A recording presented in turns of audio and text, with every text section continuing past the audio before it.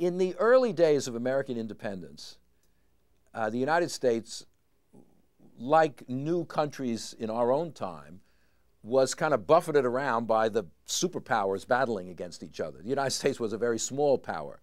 England and France were the superpowers. And throughout the period from the American Revolution on, they were at war with each other. They were at war in the 1790s. They were at war in the Napoleonic era.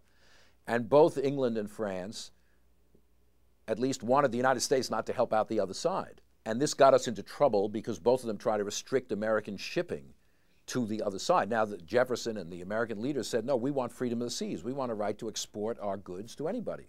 We're not getting involved in this war. We're not going to war on the side of either England or France, but we want the right to trade with anybody. Well, England controlled the seas because they had the Navy, and they started interfering with American shipping and said, no, you can't trade with the continent of Europe where France is controlling things.